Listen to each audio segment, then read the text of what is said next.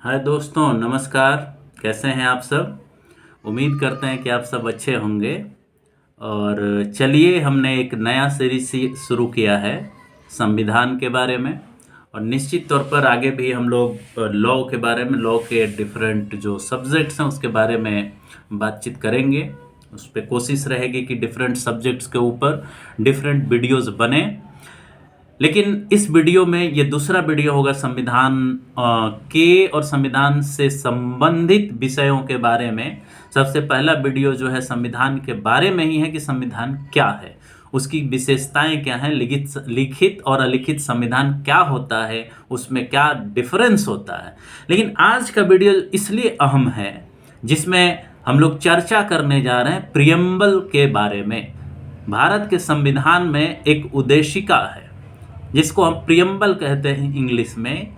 और इस प्रियम्बल की चर्चा बहुत अधिक होती है जब हम लोग संविधान पढ़ते हैं, संविधान की चर्चा करते हैं, अपने अधिकारों की चर्चा करते हैं। और या यूं कहें कि जब हम संविधान को समझने का प्रयास करते हैं तो सबसे पहले हम लोग प्रियम्बल को पढ़ने की कोशिश करते हैं और प्रियम्बल से जानने की कोशिश करते हैं कि संविधान की क्या है विशेषता, क्या है उसकी मूल भावना। तो प्रियम्बल को समझने से पहले, प्रियम्बल पर चर्चा करने से पहले, सबसे पहले आपको यह समझना होगा कि प्रियम्बल का क्या मतलब होता है।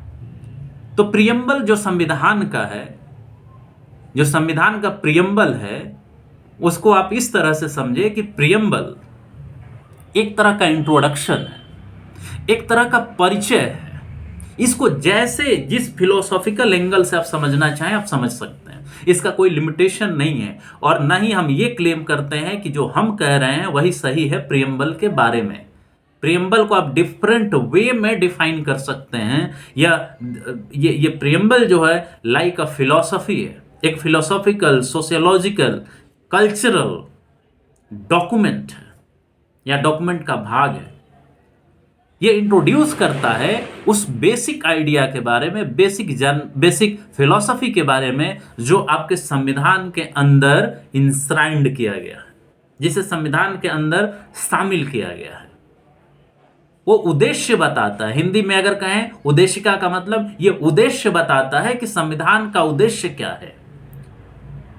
ये इंट्रोड्यूस करता है, ये आपको परिचित कराता है, परिचय कराता है संविधान के उन फंडामेंटल मूल उद्देश्यों के बारे में, उसके बारे में जानकारी देता है जो आपके संविधान का मूल उद्देश्य है, जिसे इगैलिटेरियन गोल्स कहते हैं, जिसे हम अचीव करना चाहते हैं, जिसे हम प्राप्त करना चाहते हैं, जो हमारा आदर्श है, संविधान का आदर्श है।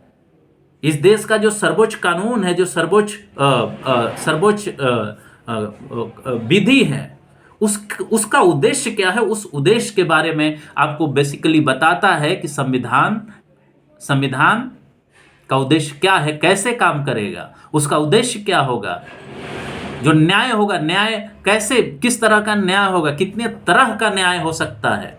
उन सारे चीजों को समेटते हुए, संविधान के मूल भावना को समेटते हुए कि उसकी मूल भावना क्या है, उसकी आत्मा क्या है, उसके उद्देश्य क्या हैं, उन सारी चीजों को समेटते हुए कुछ शब्दों में प्रियम्बल को आपके संविधान के अंदर लिखा गया है, जिसके बारे में हम लोग समझने की कोशिश करेंगे, जानने की कोशिश करेंगे। और सबसे पहले इस पर चर्चा करने से पहले, क्योंकि हमारे पास टाइम बहुत लिमिटेड होता है, 20-25 मिनट्स के वीडियो में हमें समझाना होता है कि प्रियम्बल क्या है, तो बिना टाइम गमाए सबसे पहले इसको पढ़ने की कोशिश करते हैं।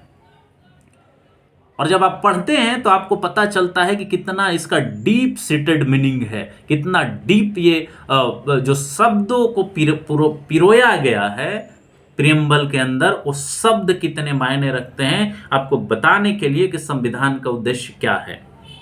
तो आइए पढ़ते हैं। तो प्रियम्बल जो है वी से शुरू होता है। We, the people of India having solemnly resolved to constitute India into a sovereign, socialist, secular, democratic republic and ध्यान दीजिएगा, and to secure to all its citizens, क्या करना है, सिक्योर करना है, किनके लिए, इसके जितने सिटीजन्स हैं उनके लिए क्या सिक्योर करना है, जस्टिस, किस तरह का जस्टिस, ये भी ध्यान दीजिए, किस तरह का जस्टिस, कितने तरह का जस्टिस, इसके सिटीजन्स के लिए जस्टिस अगर देना है तो वो किस तरह का जस्टिस होगा, कितने प्रकार का जस्टिस होगा। तो कैसा जस्टिस, कितने प्रकार का जस्टिस, जस्टिस सोशल, सामाजिक न्याय, इकोनॉमिक, आर्थिक न्याय, एंड पॉलिटिकल, मतलब राजनीतिक न्याय। कितने तरह के न्याय की बात की गई आपके प्रियम्बल के अंदर, 3 तरह के न्याय की बात, और उसमें भी सीक्वेंस है। सबसे पहले सोशल जस्टिस, जस्टिस सोशल, सामाजिक न्याय, दूसरा आर्थिक न्याय। ध्यान दीजिएगा सीक्वेंस के ऊपर, सामाजिक न्याय, आर्थिक न्याय और लास्ट में राजनीतिक न्याय।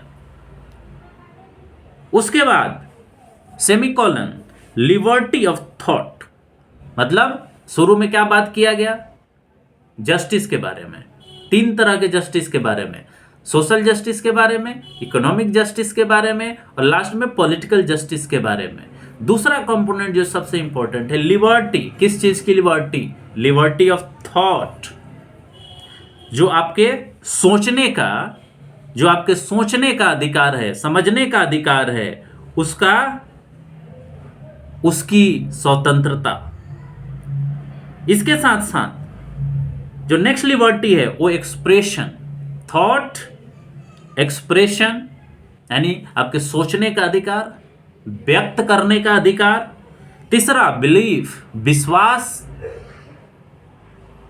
बिलीफ, फेथ एंड वर्शिप, मतलब आपको सोचने का अधिकार है, उसे व्यक्त करने का अधिकार है, किसी विचार पे विश्वास करने का अधिकार है, आपको पूजा पाठ करने का अधिकार है।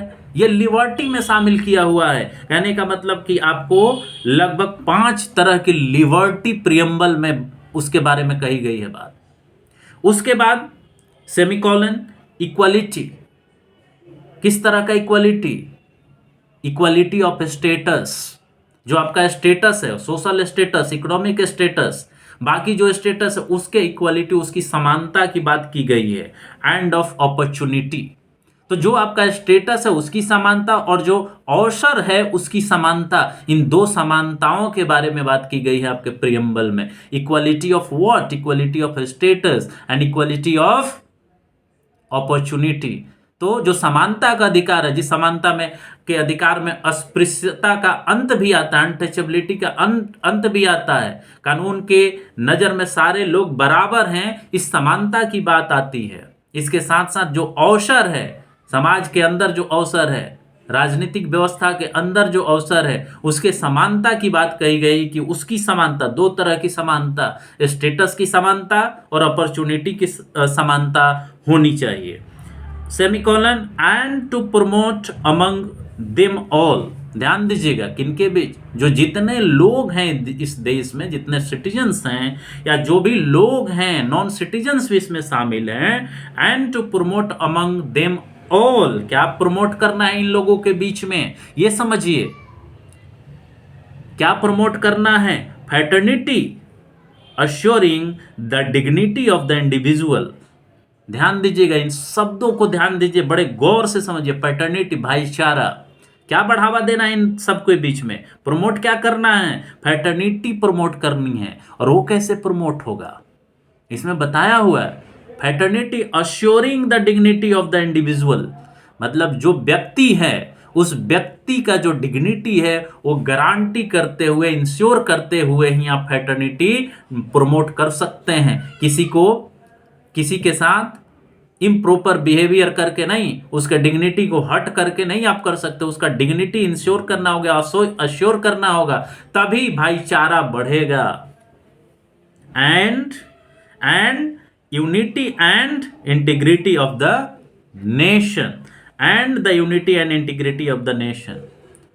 तो देखिए क्या बोला, पूरा हम ये सेंटेंस पढ़ते हैं। Fraternity assuring the dignity of the individual and the unity and integrity of the nation, मतलब क्या प्रमोट करना है, उनके, इन लोगों के बीच में यूनिटी और इंटीग्रिटी, जो इस देश का है, जो एकता इस देश की है, जो अखंडता इस देश की है उसे प्रमोट करने की जरूरत है यहाँ के सभी लोगों के बीच में, तब ये इस देश की यूनिटी बरकरार रहेगी। और लास्ट इसका जो पैराग्राफ है वो क्या कहता है, in our constituent assembly this 26th day of November 1949 do hereby adopt, enact and give to ourselves this constitution.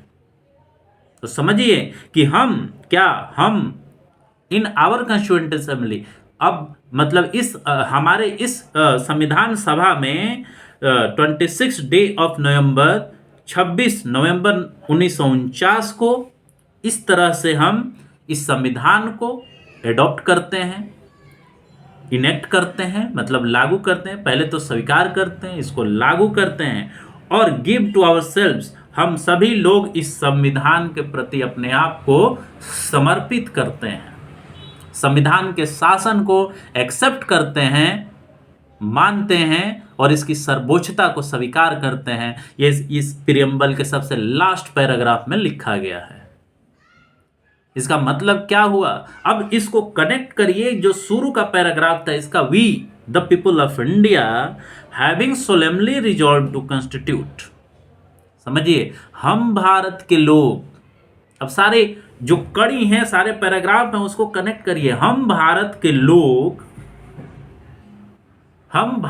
लोग हैविंग सोलेमनली रिजॉल्व्ड, मतलब हम सभी लोग संकल्प लेते हैं, संकल्पित हैं, टू कॉन्स्टिट्यूट, ऐसा भारत बनाने के लिए, ऐसे भारत को बनाने के लिए, कॉन्स्टिट्यूट मतलब कॉन्स्टिट्यूटिंग एलिमेंट्स होते हैं, कॉन्स्टिट्यूट मतलब किसी चीज को बनाना, तो हम ऐसा भारत बनाने का रिजॉल्व करते हैं, ऐसा संकल्प लेते हैं इंडिया को, जो एक संप्रभु होगा।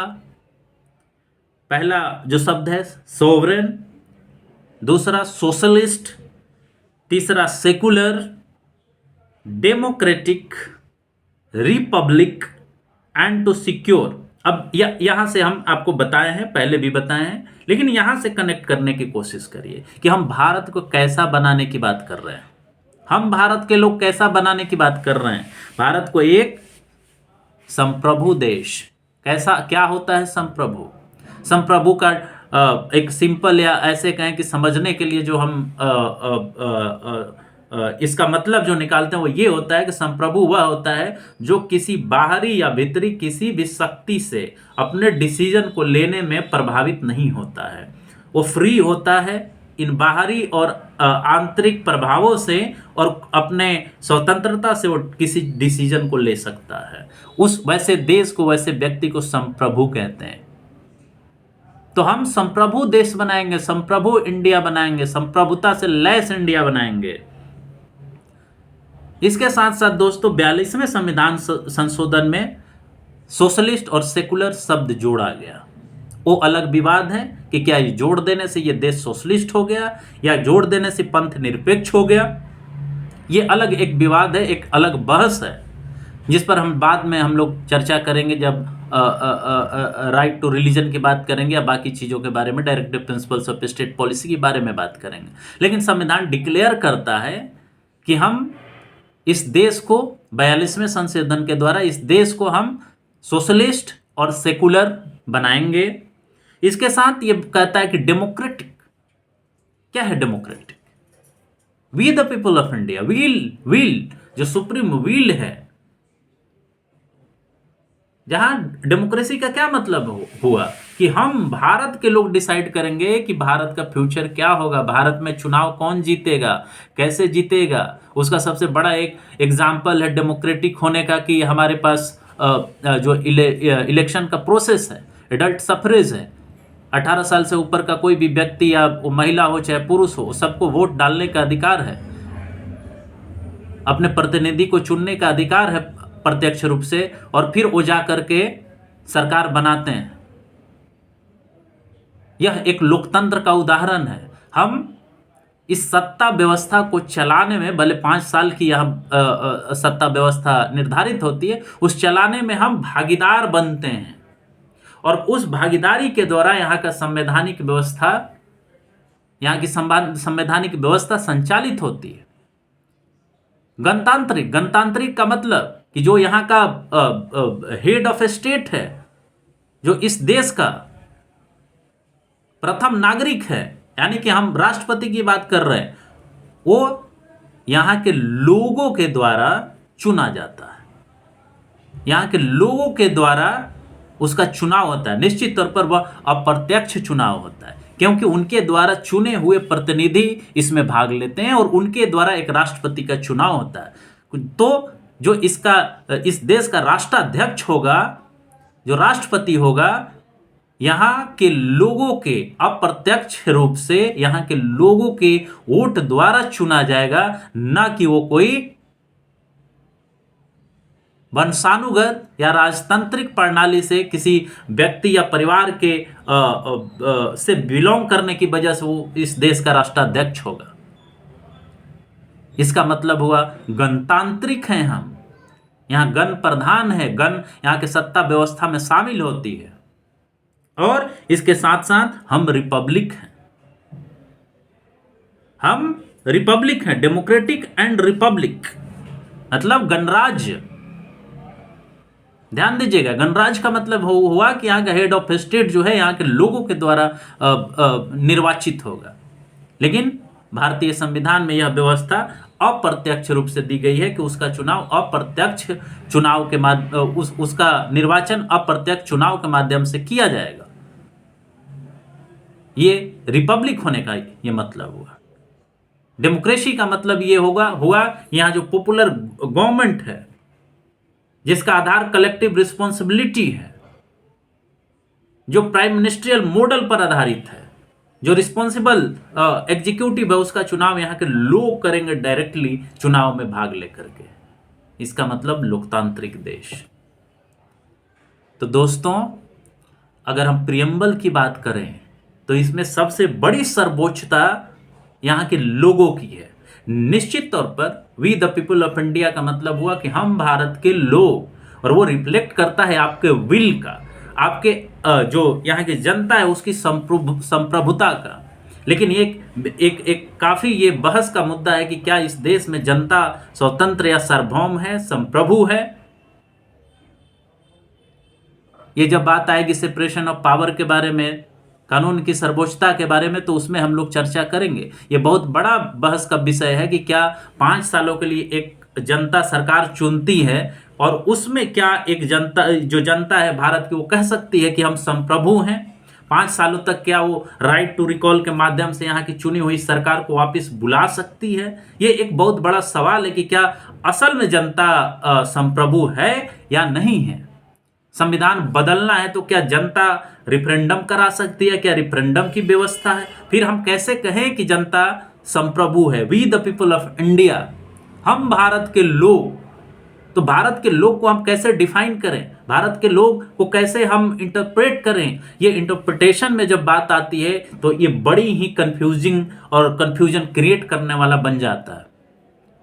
लेकिन अगर उन सारे विवादों से इतर हटकर थोड़ी देर के लिए अगर हम ये कहें तो संविधान जो प्रियम्बल है, भारत के संविधान का प्रियम्बल है, वो प्रियम्बल आपके संविधान की मूल भावना को व्यक्त करता है। यहाँ के जनता का जो जनता को जो पावर है, वोट का पावर है, वोटिंग कैपेसिटी है, वो वोट के माध्यम से बताती है कि हम सुप्रीम हैं, हम किसको चुनेंगे, हम किसको नहीं चुनेंगे। हालांकि उसके अंदर के प्रोसेस का बहुत आप जब एनालिसिस करेंगे तो बहुत सारी बातें खुल कर आती हैं कि जनता कैसे डिसाइड करती है, डिसाइड कर पाती है या नहीं कर पाती है, उसको मैनिपुलेट कैसे किया जाता है, रिगिंग कैसे किया जाता है, झूठ कैसे फैलाया जाता है, सच को कैसे दबाया जाता है, और जनता उस चक्कर में आकर के अपना वोट किसको दे देती है। तो क्या ये भी कहेंगे कि ये जनता का विल है, we the people of India का डिसीजन है? जब उन सारे व्यवस्थाओं के बारे में हम जाएंगे, उसके एक एक पार्ट के बारे में जब हम डिस्कशन करेंगे, तो प्रियम्बल के अंदर दी गई व्यवस्थाएं आपको इगैलिटेरियन या काल्पनिक भी लग सकती हैं। जो सिद्धांत में है प्रियम्बल के अंदर और जो व्यवहार में है उसमें डिफरेंस भी देखने को मिल सकता है। इसलिए परेशान नहीं होना है, धीरे धीरे चीज़ों को एनालाइज करना है, एग्जामिन करना है, क्रिटिकली उसको ऑब्जर्व करना है कि how it is operating in concrete realities, how preamble is reflecting the principle in action. तो क्या संविधान या संविधान में दी गई व्यवस्थाएं क्या रियल सेंस में, अगर हम कहें एक्शन में देखें, इंप्लीमेंटेशन में देखें, एग्जीक्यूशन में देखें, तो क्या वो बातें रिफ्लेक्ट होती हैं क्या जो प्रियम्बल के अंदर दी गई हैं? क्या we the people of India really हम लोग एक्सेप्ट करते हैं क्या रियल में वो हैं क्या? जो जस्टिस कही गई है सोशल, इकोनॉमिक और पॉलिटिकल, क्या रियली वो रिफ्लेक्ट होती है आपके सोसाइटी का जो स्ट्रक्चर है, जो यहाँ की व्यवस्था बनी हुई है, कास्ट सिस्टम हो, क्लास सिस्टम हो, जेंडर की व्यवस्था हो, क्या उसमें ये संवैधानिक जो गोल्स हैं, उद्देश्य हैं, वो रिफ्लेक्ट होते हैं क्या लिबर्टी ऑफ थॉट और एक्सप्रेशन एक्चुअली एग्जिस्ट करता है क्या? जिस तरह से बहुत सारे कानून ऐसे आए हैं जिसमें आपके आर्टिकल 19 के अधिकार सप्रेस किए जाते हैं। बाकी और भी जो चीजें इसमें कही गई हैं, इक्वलिटी ऑफ स्टेटस और अपॉर्चुनिटी एग्जिस्ट कर रहा है क्या रियल सेंस में? क्या फ्रेटर्निटी एग्जिस्ट कर रही है क्या? ये एक कॉमन सेंस तो डेवलप कर दिया गया, कॉमन आइडेंटिटी तो प्रियम्बल ने डेवलप किया कर दिया कि we the people of India, हम भारत के लोग हैं। लेकिन क्या लोग सब एक हैं, एक ही तरह से सोचते हैं, एक ही आइडेंटिटी है? क्या सारी आइडेंटिटीज खत्म हो गई? केवल इंडिया, हम भारत के लोग ही केवल एक आइडेंटिटी है? This is a big question which need to be examined and analyzed in context of actual operation of constitutional provisions in relation to social realities. तो सोशल रियलिटी के रिलेशन में हमें ये देखना होगा कि how constitution and constitutional provisions are operating. तो दोस्तों, प्रियम्बल आपका उद्देश्य बताता है, संविधान का परिचय देता है, उसका फिलॉसफी बताता है, उसका आईना है, संविधान का भाग है, ये सारी चीजें सही हैं। लेकिन जब हम संविधान का एनालिसिस करेंगे तो हम लोग को ये देखना होगा कि क्या सही में संविधान के दिए हुए प्रियम्बुलर गोल्स, जिसको एगैलिटेरियन गोल्स कहते हैं, ऑब्जेक्टिव कहते हैं, इंट्रोडक्शन कहते हैं, उद्देश्य कहते हैं, क्या रियली अचीव हो पा रहा है क्या? आखिर क्यों नहीं हो पा रहा है? कैसे हो रहा है? कितने लोगों को हो रहा है? किसको फायदा हो रहा है? किसको नुकसान हो रहा है? In the name of we the people of India हम लोग ये देखने का प्रयास करेंगे। इसको रटना नहीं है तोते की तरह, इसको एनालाइज करना है ताकि आप बेहतर तरीके से संविधान को समझें और इसके कमजोरियों को समझें, इसके वीकनेसेज को समझें। और जब संविधान को बचाने की बात आती है तो उस बचाने में क्या नुकसान और नफा होगा, इस चीज को भी आप एग्जामिन करें। ये हमारा उद्देश्य है संविधान का कि इस चर्चा के माध्यम से, तो आज हमें इसे यहीं पे क्लोज करने की इजाजत दें। नमस्कार, धन्यवाद। उम्मीद करेंगे कि आप इस वीडियो को देखेंगे, लाइक करेंगे, शेयर करेंगे, कमेंट करेंगे और अपना सजेशन देंगे। तो इसी के साथ मैं अपनी बात को समाप्त करता हूं। नमस्कार, धन्यवाद, जय हिंद, जय भारत।